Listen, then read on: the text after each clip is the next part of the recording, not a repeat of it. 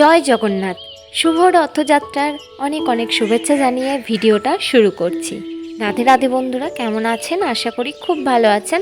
হ্যাঁ, রথের দিনের ভিডিও আজকে আপলোড করলাম, অনেকটাই লেট হয়ে গেল, তবে আশা করছি এই ভিডিওটা আপনাদের ভালো লাগবে। তো অবশ্যই এন্ড অবধি ভিডিওটা দেখবেন। সকালে বেশ ভালোই আজকে বৃষ্টি হয়েছে, তবে এখনকার ওয়েদার বেশ মনোরম। রোদ উঠেছে বলে মা সমস্ত জামাকাপড় যা কিছু ছিল ভিজিয়ে ভালো করে কেচে এখন রোদের মধ্যে শুকাতে দিয়ে দিয়েছে। আর বর্ষাকালে একটু রোদে না শুকালেই জামাকাপড়ে একটা বিচ্ছিরি গন্ধ ওঠে। যাই হোক, এখন মা এদিকটা সামলাচ্ছে, আমি স্নান করে নিয়েছি, ঠাকুর ঘরের পুজোটা করে নেব, তারপর বামুন ঠাকুর আসবে। আজকে রথ আনা হয়েছে বেটুর জন্য, সেই আগের বছরের রথটাই, আনা হয়েছে বলতে আনা হয়েছিল আগের বছর, সেই রথটাই আমি রেখে দিয়েছিলাম, আর এই বছর ওই রথটাই পুজো হবে। তো রথটাকে ভালো করে নামিয়ে পরিষ্কার আমি করে নিয়েছি। আর একটা মালা গেঁথেছিলাম রথে দেবো বলে, তো মালাটা কেমন হয়েছে জানিও। এমনি মালা কিনে আনা হয়েছে, মানে কাঁচা ফুলের নয়, ওটা প্লাস্টিক টাইপের হয় না, ওই ফুলের মালা কিনে আসা হয়েছে। তো ওটা আমি পরাইনি, আজকে মন হলো যে একটু মালা গেঁথেই পরাই। তো আমি এদিকে পুজোর সমস্ত কিছু জোগাড় জান্তি করে দিয়েছি, আর নিজে যে আমি নিত্য পুজো যেরকম করি সেরকম করে নিয়েছি, ঠাকুরকে ফুল সাজিয়ে দিয়েছি। আর বামুন ঠাকুর এলেই এবার পুজোটা স্টার্ট হবে। আজকে রথযাত্রা, প্রত্যেকের বাড়িতেই পুজো হয়। কেউ বড় সড়ো করে রথ এনে ধুমধাম করে পুজো করে, কেউ ছোট্টখাট্টো রথ এনে যার যতটুকু সমর্থ মতন ফল মিষ্টি দিয়ে ঠাকুরকে অর্পণ করে পুজো করে। কেউ আবার কিছুই পারে না, শুধুমাত্র বাতাসা দিয়েও পুজো করায়।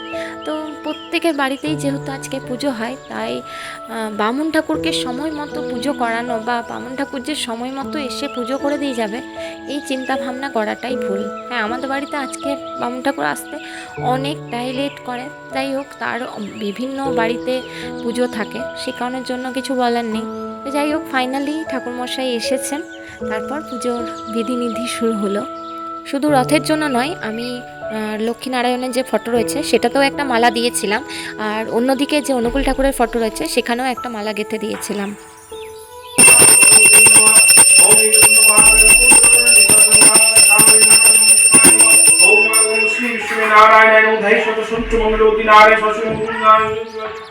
বেশ অনেকক্ষণ পর ফাইনালি ঠাকুরমশাই এলেন এবং পুজোটা স্টার্ট করলেন।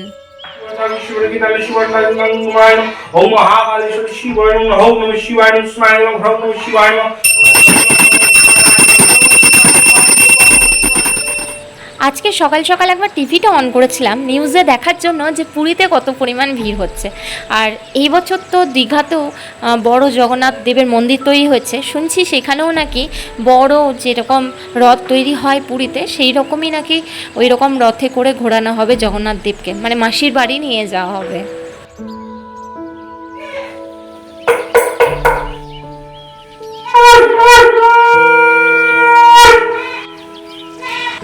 পুজো সমাপ্ত হলো, এরপরেই বৃষ্টি স্টার্ট হয়ে গেছে। দেখতেই পাচ্ছ কি জোরে বৃষ্টি হচ্ছে।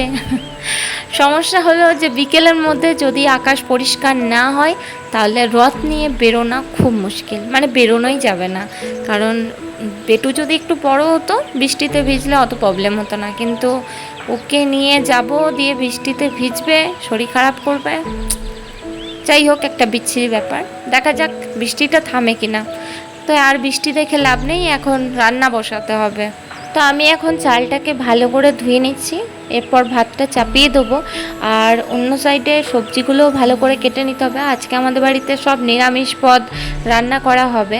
তো এইদিকে আমি পুঁই শাকটা ভালো করে কেটেছি, এর সাথে দিয়েছি ভেন্ডি, যেটা ভালো করে আমি এখন ধুয়ে নিচ্ছি। এটার একটু সর্ষে মতন বানাবো ঠিক করেছি। রান্না করতে মন্দ লাগে না, রান্না করতে বেশ ভালোই লাগে।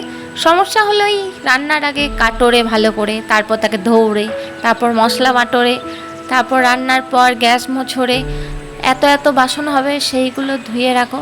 মানে রান্না করতে যতটা না সময় যায়, আমার মনে হয় কাটা বাটা ধোয়া মোছা এইগুলোতেই বেশি সময় চলে যায়। ভাতটা আমার ফুটে গেছে, আর একটু ফুটিয়ে আমি ভালোভাবে নামিয়ে সেটাকে মাছ ঝরাতে দিয়ে দিয়েছি। আর এইবার আমি পটল কেটে নিয়েছি, পটলগুলো গোটা গোটা রেখেছি ছাল ছাড়িয়ে, তার কারণ আজকে আমি পটলের দরমা বানাবো। আর নিরামিষে পটলের দরমা খেতে কিন্তু বেশ ভালো লাগে। আর এই রেসিপিটা আমি আমার মায়ের কাছ থেকেই শিখেছি। তো আমার রান্না মোটামুটি কমপ্লিট হয়ে গেছে, এখন ঘড়িতে 1টা মতন বাজে। এবার দেবাংশুকে খাওয়াবো, তো তার আগেই তোমাদেরকে দেখিয়ে দিচ্ছি আজকে আমি নিরামিষে কত রকম রান্না করেছি। বেশি কিছু করতে পারিনি, তো চলো শেয়ার করি তোমাদের সঙ্গে কী কী রান্না করেছি। মুসুর ডাল করেছি আর পটলের দোরমা করেছি। পটলের দরমাতে যেহেতু একটু ঝাল দিয়েছি, সেই কারণের জন্য আমি আলু পোস্ততে আজকে ঝাল দিইনি, তো আলু পোস্ত করেছি। আর করেছি ওই যে বললাম পুঁই শাক, ভেন্ডি, এই সমস্ত কিছু দিয়ে চচ্চড়ি মতন করেছি। আর আমি একটু কাঁচা পোস্ত এক্সট্রা করে রেখে দিয়েছি, যদি বাই চান্স বেটু আলু পোস্ত না খায় তাহলে কাঁচা পোস্ত দিয়ে ওকে ভাতটা মেখে দেবো। দুপুর গড়িয়ে বিকেল হয়েছে, এখন বিকেল 4:30 মতন বাজে। এখন একটু বৃষ্টি থেমেছে, একটু আগে পর্যন্ত প্রচণ্ড বৃষ্টি হচ্ছিল। আমি তো দেবাংশুকে বললাম আজকে আর বেরোনো হবে না, দেখো এত বৃষ্টি হয়েছে, ফুলের গায়ে কত সুন্দর জলটা ধরে রেখেছে, বেশ ভালো লাগছে না। তো এখন সমস্যা হলো যে আবার বৃষ্টি নামবে কি না এই ভয়টা পাচ্ছি। মানে দেবাংশু তো ছটফট করছে যে এবার চলো আমরা বেরোবো, তো এবার আমার তো যেতেই ভয় লাগছে। মাঝ রাস্তায় যদি বৃষ্টি ঝমঝম করে নেমে যায় তাহলে কি করব। A few moments later. একটু আগেই তো তোমাদেরকে সব কিছু বললাম যে একটু আগে এত বৃষ্টি হয়েছে যে আর বেরোতে ইচ্ছা করছে না। হঠাৎ যদি বৃষ্টি নামে এই সব চিন্তা ভাবনা করছিলাম, তো এইসব চিন্তা ভাবনার মধ্যে জল ঢেলে দিল দেবাংশু। সে তো এত কাঁদলো, আর কি বলবো তাকে দেখে। আমি বললাম যে বেশ ঠিক আছে চলো, আমি আমার ভাঙা পা নিয়েই বেরোই তোমার সাথে রথ ঠেলতে। তো ওই কারণের জন্য এই ভাঙা পা নিয়ে লাঠি নিয়ে বেরিয়ে পড়েছি। আর আমার সাথে আছে দেবাংশুর মামা, আমরা সাথে একটা ছাতা নিয়েছি। আর ভেবেছি যদি বৃষ্টি হয় তাহলে দেবাংশুকে কোলে নিয়ে নেব, আর রথটাকে আমি ঠেলে নিয়ে যাব, নাহলে ওর মামা ঠেলে নিয়ে যাবে। যাই হোক, এরকম একটা চিন্তাভাবনা নিয়ে এখন বেরিয়ে পড়েছি।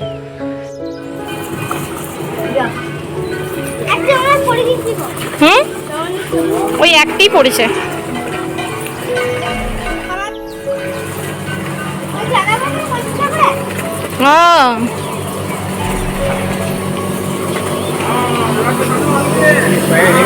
হ্যাঁ, পা ভেঙে গেছিল না, ওই জন্য।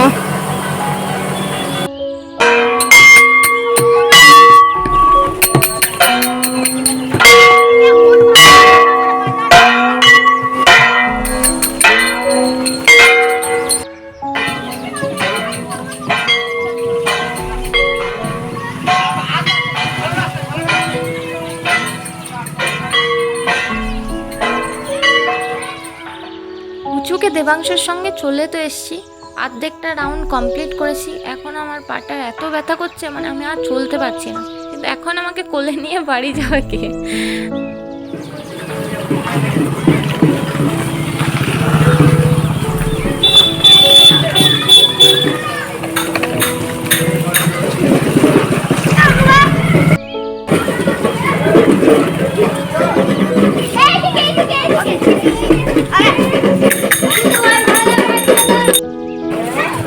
চলো চলো চলো, টানো টানো।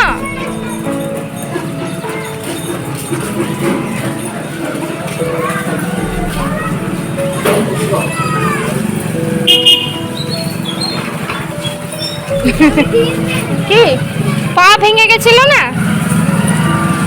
চ